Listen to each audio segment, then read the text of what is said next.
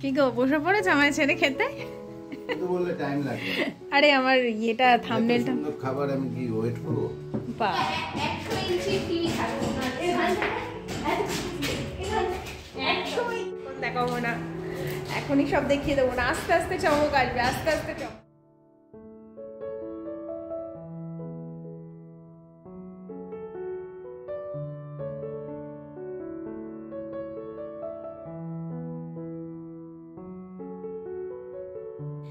যেই জীবনটাকে আনন্দের সাথে বাঁচবার জন্য আমরা এত পরিশ্রম করি, অর্থ রোজগার করি, সেই জীবনটাকে না বেঁচে যদি আমরা ক্লান্ত হয়ে পড়ি, খিটখিট করি, তাহলে আর কি লাভ আছে বলো তো?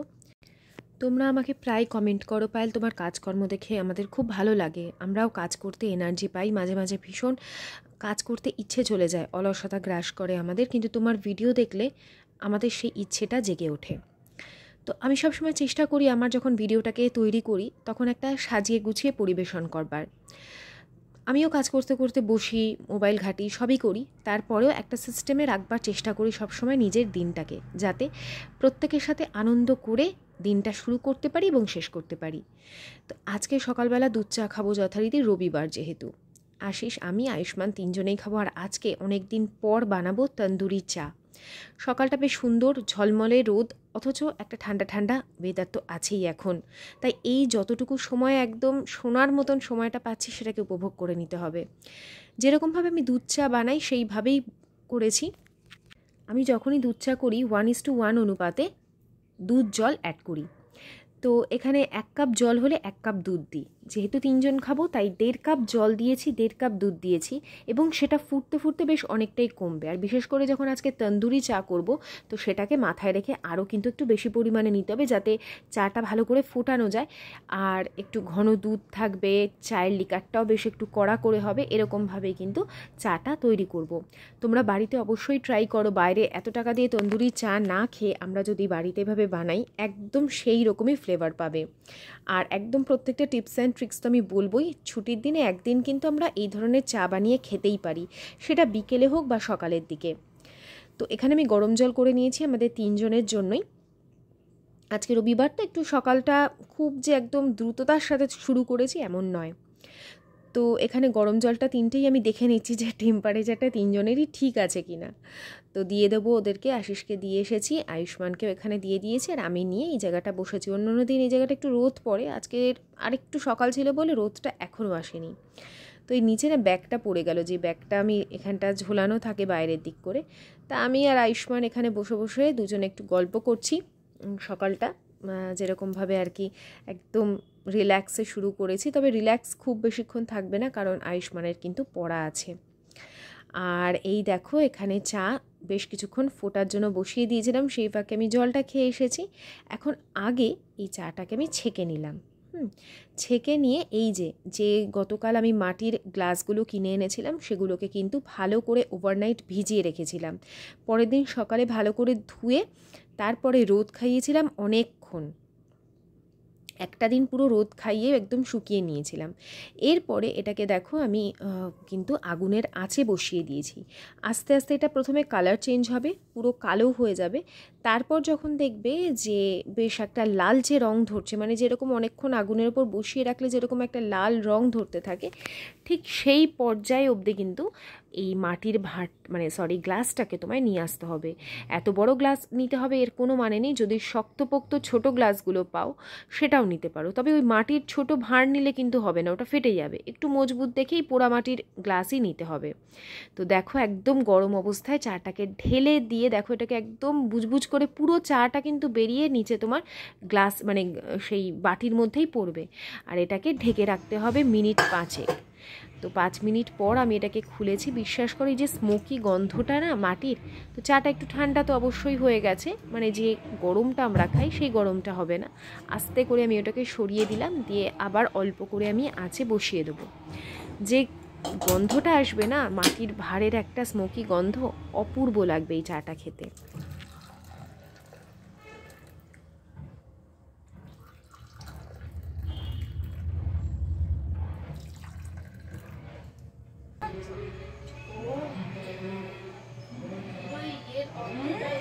মাটির গন্ধ দেবো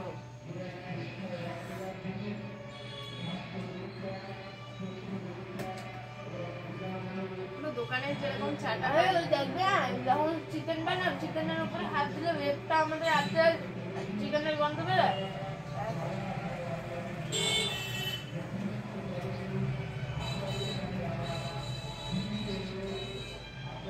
এই ব্যস্ত জীবনে এটাই কিন্তু পাওয়া, এই সকালে এক টুকরো রিল্যাক্সেশন, তার সাথে পরিবারের সাথে টুকটাক মজা, গল্প করা, হাসি ঠাট্টা, ভালোবাসা সব কিছু নিয়েই আমাদের দিনটা শুরু হোক। তারপর তো চলবেই ভাগম ভাগ টাইম। বাইকে কিন্তু ঠান্ডা হাওয়া দেয়, আবার গরমও আছে, ওই জন্য কিছু সোয়েটার টোয়েটার পরাইনি, ঘরওয়ালা বানিয়ে দিয়েছে। I got my cool chopper.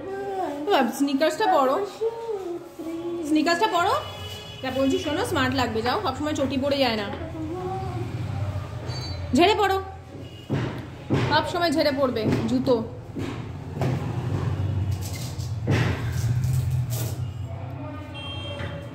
আমাদের পাড়ায় আজকে রক্তদান শিবির হচ্ছে, চিৎকার করেই যাবে, তোমরা বলো যে সাউন্ড রাখতে, এই জন্য সাউন্ড রাখি না, নিজের মাথায় শান্ত থাকে না আমার। Maybe pieces. বাবা জমজমাট, আমার তো টালিগঞ্জ বাড়িতে জন্ম, বড় হওয়া, বাবা জমজমাট জায়গায় থাকি, শান্ত জায়গায় যেন এরপর হয়, আরো বেশি আমার মাথা খারাপ করা হয়েছে। টাটা বাবা, দুগ্গা দুগ্গা, চশমা ছাড়া সানগ্লাস পরে চলে গেছে, ভাবো, দাঁড়া, স্টাইল হচ্ছে স্টাইল।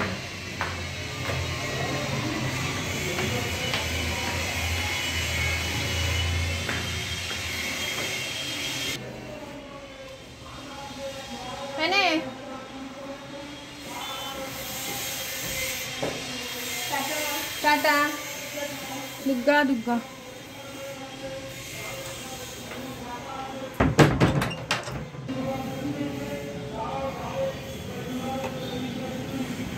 ধরে বসবি। তো কয়েকদিন ধরেই আমার কাছে যে রান্নার জন্য যে ধনের গুঁড়ো থাকে, সেই ধনের গুঁড়োটা শেষ হয়ে গেছিলো। আর গোটা ধনে এরকম কিনে রেখে দিই, ওটাকেই মিক্সিতে একদম গুঁড়ো করে নিই। আর বাইরে থেকে ধনের গুঁড়ো বা জিরের গুঁড়ো এখন আর কিনি না, কারণ এইভাবে গুঁড়ো করে রাখতে রাখতে না, এই যে একদম টাটকা একটা গন্ধ, সেই গন্ধে যে রান্নাটা হয় সেটা কিন্তু আমি কেনা গুঁড়োতে পাই না। অনেকে না ধনে বা জিরে কিনে ধুয়ে আবার শুকিয়ে নেয়, আমি আর ধুই না, একটু বেছে নিই, পরিষ্কারই থাকে। ছোটোখাটো কিছু কাঠি বা কোনো কুটো কাটা থাকলে সেটা ফেলে দিই, দিয়ে একদম গুঁড়ো করে রেখে দিই। আর এই যে এতটুকু যে ধনেটা পিষে নেব, দেখবে কতটা মশলা হয়ে যাবে, আর অনেক দিন আমার চলে যাবে। মিক্সির যে ছোট জার থাকে তার মধ্যেই আমি ধরো জিরের গুঁড়ো, তারপরে ধনের গুঁড়ো আর লঙ্কার গুঁড়ো, গরম মশলার গুঁড়ো, এগুলো বানিয়ে নিই। ঘরে বানানো মশলার একটা আলাদাই কিন্তু ফ্লেভার হয়। আর আদা রসুন বাটাটা আমি এখন আর করে রাখি না, তার কারণ হচ্ছে ওটা চটপট হয়ে যায়। আগে যখন আয়ুষ্মান ছোট ছিল, আদা রসুন বাটাটাও আমি কিন্তু মানে অনেকটা করে বানিয়ে একেবারে স্টোর করে রাখতাম। তো এই যে হয়ে গেল, এখানে পুরো সম্পূর্ণরূপে দেখো কত সুন্দর করে গুঁড়ো হয়েছে। এটাকে যদি চাও তোমরা একটু মানে ঝেড়ে নিতে পারো, যে শক্ত শক্ত দানাগুলো আছে সেগুলো, তাহলে মানে একদম তুমি একদম ফাইন গুঁড়োটা পাবে। কিন্তু আমার খুব একটা প্রয়োজন হয় না, রান্নার সাথে এমনিই ভালোভাবে মিশে যায়। একটু ছড়িয়ে রেখে দেবো যাতে হালকা যে গরম ভাবটা থাকে সেটা চলে যায়।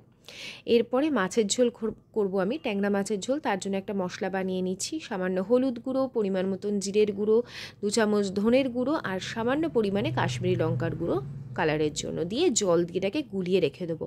ট্যাংরা মাছ করব বড়ি দিয়ে, একদম পাতলা করে করব। এই যে মশলাটা বানিয়ে রাখলাম, এটাই আসল মশলা, না পেঁয়াজ, না রসুন, না আদা, কিচ্ছু দেবো না, শুধুমাত্র বড়ি, বেগুন, আলু দিয়ে পাতলা করে যে ঝোলটা করব কাঁচা লঙ্কা দিয়ে, এর থেকে স্বাদ আর তোমরা কিছুতে পাবে না। একটু বেশি করেই বড়ি দিলাম। এই যে বড়িটা দিয়ে খাবে যখন ঝোলের সাথে মেখে, তার যে কি অপূর্ব স্বাদ লাগবে, এই দিয়েই এক থালা ভাত খাওয়া হয়ে যাবে। তোমরা যদি আর কোনো পদ সেদিন নাই বা করতে চাও, তাহলেও কোনো অসুবিধা হবে না। তো এখানে আমি এগুলো সমস্ত ভেজে নিয়ে তুলে রাখলাম। তেলটা একটু কম দিলে ভালো হতো, তো যাই হোক ঠিক আছে, সেটাকে অ্যাডজাস্ট করবার জন্য এই তেলের মধ্যে আমি মাছগুলোকে ভেজে নেব। আর ননস্টিক রান্না করলে না এই একটা সুবিধা আছে, তুমি যত অল্প তেলেই রান্না করো না কেন, ঢেকে ঢেকে ভেজে রান্না করলে খুব অল্প তেলেই তোমার কিন্তু সম্পূর্ণরূপে রান্নাটা হয়ে যাবে। তো যেহেতু বড়ি ভাজাতে অনেকটা তেল টেনে নিল দেখলেই তোমরা, তো সেই জন্যই এইটা আর কি আমি খুব সময় নিয়ে আস্তে আস্তে করে ভেজেছি। এরপরে কড়াইতে আর সামান্য একটু তেল দিলাম। এই পুরো মশলাটা কিন্তু এইটুকু তেলের মধ্যেই আমি রান্না করব। তেলটা যখন হালকা গরম হয়ে যাচ্ছে তার মধ্যে দিয়ে দিচ্ছি কালো জিরে আর কাঁচা লঙ্কা একটা চিড়ে দিয়ে দিলাম। এই কাঁচা লঙ্কাগুলো এতটাই ঝাল, একটাতেই খুব ঝাল হয়ে গেছে। এরপরে এর মধ্যে একদম লম্বা লম্বা করে কেটে রাখা আলু দিলাম আর দিলাম বেগুন। এর ওপর দিয়ে দেবো লবণ আর দিয়ে দেবো হলুদ গুঁড়ো। হলুদ দিয়ে কিন্তু আমি অলরেডি মশলা বানিয়ে রেখেছি, তাই বুঝে হলুদটা দিতে হবে যাতে শুধুমাত্র বেগুন আর আলুতেই কিন্তু এই হলুদের রঙটা যায়। এরপর ঢেকে এটাকে বেশ কিছুক্ষণ নাড়াচাড়া করে দিয়ে আমি ভেজে নেব। আলুটা যেন মোটামুটি ধরো 80% মতন সেদ্ধ হয়ে যায়, কারণ মশলা সেভাবে পেঁয়াজ রসুন আদা কিছু তো নেই, তাই মশলা কষাতে খুব একটা সময় কিন্তু লাগবে না। যখন দেখলাম আলু বেগুন ভাজা হয়ে গেছে তারপরে আমি এর মধ্যে মশলা অ্যাড করবো। আর এইদিকে দেখো মুসুর ডাল করে নিয়েছি পাতলা করে 3 জনের জন্য, খুব বেশি কিন্তু করি না, তাও ওই ডালটুকু থেকে যাবে। এতটাই টেস্ট হয় না এই ঝোলটা, এই ঝোল দিয়েই লোকে ভাত খেয়ে নেবে, এই হচ্ছে ব্যাপার। এরপরে ওই যে আমি মশলাটা বানিয়ে রেখেছিলাম সেটা অ্যাড করে দিয়ে বেশ কিছুক্ষণ কষিয়ে দেখো সম্পূর্ণরূপে জলটা যখন টেনে নিয়েছে, মশলার একটা সুন্দর গন্ধ চারিদিকে ছড়িয়ে পড়েছে, তার মধ্যে ভেজে রাখা ট্যাংরা মাছটা দিয়ে বেশ কিছুক্ষণ নাড়িয়ে চাড়িয়ে গরম ফুটন্ত জল এখানে অ্যাড করেছি বেশ অনেকটা, কারণ এরপরে দেবো বড়ি যথেষ্ট জল টানে। আর তার উপরে কিন্তু বড়ি থেকে যে তেলগুলো ভাজতে যেটা বেরিয়েছিল সেটা কিন্তু রিলিজ করবে এবং ঝোলের সাথে খুব সুন্দরভাবে সেই তেলটা মিশে যাবে। তো বুঝতেই পারছো তুমি অল্প তেলেও কিন্তু সম্পূর্ণ রান্নাটা করে নিতে পারবে। ফ্রিজে অল্প পরিমাণে ধনেপাতা ছিল, সেটাও অ্যাড করে দিলাম ভালো করে ধুয়ে। কিছুক্ষণ ঢেকে রেখে বন্ধ করে দেবো। এরপরে যে গুঁড়ো মশলাটা বানিয়ে রেখেছি ধনের গুঁড়ো, সেটা বেশ ঠান্ডা হয়ে গেছে। এখন এটাকে কৌটোর মধ্যে ভরে রেখে দিই, আমার বেশ অনেক দিন চলে যাবে। আবার এটা শেষ হওয়ার আগের মুহূর্তেই আমি গোটা ধনে গোটা জিরে এগুলো কিনে রেখে দেবো। কাশ্মীরি লঙ্কাও গোটা কিনে রেখেছি, তোমরা দেখেছো, ওটাকেও কিন্তু গুঁড়ো করে রেখে দেওয়া যায়। এখন এই যে ভাত বসাবো, চাল অনেকক্ষণ ধুয়ে রাখিনি, চালটা ভিজিয়ে রেখেছিলাম। ওই চাল ধোয়া জলটা নিয়েছি একটা গামলার মধ্যে, ওই জলটা আমি গাছে গাছে দেবো, আর তোমরা দেখবে এর ফলে আমি কি উপকার পেয়েছি। আর ভালো যে রান্নার জল থাকে সেটা হাঁড়ির মধ্যে দিয়ে আমি বসিয়ে দেবো। আর কিছু সবজিও কিন্তু ভাতে দিয়ে দেবো, যেমন কুমড়ো আর উচ্ছে। প্রথম পাতে ওই তেঁতোটা খেতে বেশ লাগে। আর এই যে গাছে গাছে ফুল হয়, সেই গাছে গাছে আমি এই জলটা দিয়ে দিচ্ছি। দেখো কত সুন্দর পঞ্চমুখী জবা হয়েছে। আগে আমার এই গাছগুলোতে কোনো ফুলই ফুটতো না, এগুলো দিয়ে বেশ ফুল হয় এখন। কি গো, বসে পড়েছে আমায় ছেড়ে খেতে? কিন্তু বললে টাইম লাগবে। আরে আমার থাম্বনেলটা সুন্দর খাবার আমি কি ওয়েট করব? বাবা, ফার্স্ট টাইম আমি না বলতেই কমপ্লিমেন্ট দিলে। বড়ি দিয়ে ট্যাংরা মাছের ঝোল, হ্যাঁ, গয়না বুড়ি ভাজা শুক্তো, আর মাখা কুমড়ো উচ্ছে মাখা। ডাল খাওনি? ডাল ডালটা কি ভালো করেছি, ডালটা মিস করলে? খেয়েছি অল্প। ডালটা দিয়ে তো তোমার ভাজা বড়িটা খাওয়া দরকার ছিল। পুরোটাই দেখো পোস্ত দেওয়া, নিচের দিকে পুরো পোস্ত দেওয়া, কিন্তু তেলটা না বিভৎস। তোমরা কে গয়না বড়ি কিভাবে খাও একটু জানিও তো। এত তেল দিয়ে ভাজলে টানলে তো অসুবিধা না, এত তেল তো খাওয়া যাবে না। তো যতই ভাবি না অল্প পদে রান্না করব, আমার ঘরে সেটা হয় না, ঠিক 3-4 পদ হয়েই যায়। আর খুব ভাল লাগছিল খেতে, কিন্তু খুব তেল টেনেছে, জানি না এটাকে কিভাবে করা উচিত। দিন যাই না উপরের ঘরটা দেখতে, আমি গেছি, তোমাদের দেখাইনি, কারণ আমার কিছু কাজ আর হয়নি, এগোয়নি। ফল সিলিংটাই জাস্ট কমপ্লিট হয়েছে, তাই এখন বাইরের আউটসাইডের কাজগুলো আশিস করাচ্ছে। যেই জায়গাগুলো, যেমন আমার ভাসুরের ঘরের দিকের ওইগুলো পুরো জল সোপ করে না ফাটল হয়ে গেছে, সেইগুলো ঠিক করাচ্ছে ভাড়া বেঁধে। বাইরের কিছু জায়গা প্লাস্টার আসতে একটা ভালো। কেন বন্ধ করেছে ওখানটা, কেন বন্ধ করেছে? আমিও বলছি আর বাবাকে যে কি হলো, গলিটা বন্ধ করলে কেন? গলিটা তো পরিষ্কার করা যেত। বলছে কি ওই বাথরুম থেকে লোকে টয়লেট করবে আর তুমি বসে বসে দেখবে, টয়লেটের জল দেখবে, নোংরা জল ওখান দিয়ে বেরোবে না, পাস হবে তো নর্দমা। এই তো, আর এখান থেকে তো আমাদের কলের জলটা বেরোবে। ও বোকা, কেন শুকনো জায়গাটা ভেজাচ্ছিস? দেখেছো কি বদমাশ। ওই যে আশিস বাবু দাঁড়িয়ে আছে দেখছে, বাবা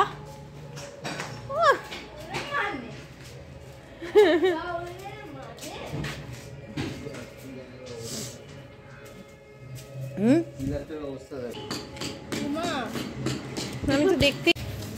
তো এই যে আমার ঘর, এইটুকুই কাজ হয়েছে আমাদের, আর কিছু কাজ হয়। সব কিছুর জন্য দায়ী কে ফ্যান লাগায় ভাই? তা না, তোর বাবা ইয়ে ফ্যান, স্ট্যান্ড ফ্যান লাগিয়ে দেবে। এটা আমার কিচেন, এইটা আমার আরে বাবা, আমি কত টাকা ইনভেস্ট করে কিচেন বানাচ্ছি মডিউলার। এই তো ঘরে নিয়ে নিবি, তুই কম্পিউটার নিয়ে নিবি, ডেস্কটপ।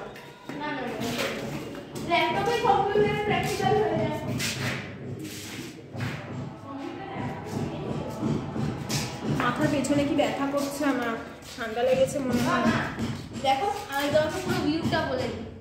এখানে থাকবে হচ্ছে আমাদের টিভি, পুরো 100 ইঞ্চি টিভি থাকবে। এখানে 100 ইঞ্চি টিভি, চোখটা চোখ গেছে, আরো 12টা বাজাবে আর কি। আর এখানে থাকবে হচ্ছে আমাদের সোফা, এখানে থাকবে হচ্ছে আমাদের চা খেয়ে একদম আরামসে টিভি দেখে বসে এরকম। আর তারপরে চায়ের চুস্কি নেবো, চায়ের চুস্কি নেবে। এখানে থাকবে হচ্ছে আমাদের একটা ছোট্ট চুস্কি নেবে হবে বাবা, ওকে চা খাওয়া ছাড়ানো। এখানে থাকবে হচ্ছে আমাদের একটা বড় দেখে সরস্বতীর মূর্তি। ওখানে ডাইনিং টেবিল থাকবে। ডাইনিং টেবিল এখানে হবে না, ডাইনিং টেবিল যা এখানেই আছে। এখানে তো সোফা কাম বেড থাকবে। সোফা, একটা টি টেবিল রাখবে না, টি টেবিল রাখবো। এখানে চাটা খাবো তো। আমাদের ডাইনিং টেবিলটা তোমাদের দেখাবো, এসে গেছে। এখন দেখাবো না, পরে দেখাবো। আমি সব রেখে দিয়েছি, এখন দেখাবো না, এখনই সব দেখিয়ে দেবো না। আস্তে আস্তে চমক আসবে, আস্তে আস্তে চমক। আর এই টাইলসটা বসার আমি অপেক্ষাতে আছি, বিশ্বাস করো। টাইলসটা যা চুজ করেছি না, দেখো একদম। বাবাই খালি পাই, বাবাই খালি পাই এ করিস না, পায়ে ফুটে যাবে কিছু, পরীক্ষা তোর। ছবি তুলবো, দাঁড়া।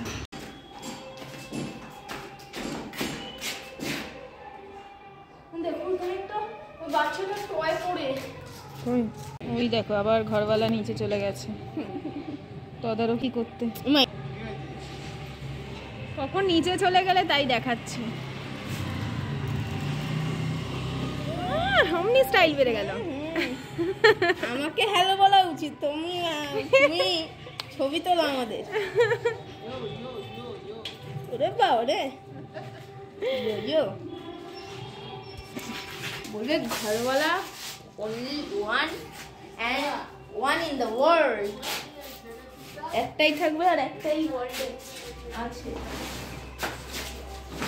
চলো নিচে যাই এবার। আর আজকের ভিডিওটা আমি এখানেই শেষ করছি বন্ধুরা। আশা করছি তোমাদের আজকের ভিডিওটা খুব ভালো লেগেছে। আবার তোমাদের সাথে দেখা হচ্ছে আগামীকাল। ততক্ষণের জন্য সকলে খুব ভালো থেকো, লাইক করো, সাবস্ক্রাইব করো। ঠিক আছে? Bye bye. এখন কি গুড নাইট বলবো? Sorry, tata, bye bye, sayonara, good advance. আর যা গান চলছে কপিরাইট না নিয়ে নেয়, তাও দিয়ে দেবো। দা নিবি নে, কত পয়সা নিবি নিয়ে নে। আমার মন অনেক বড় আছে, আমার हमारा दिल बड़ा है। चलो टाटा।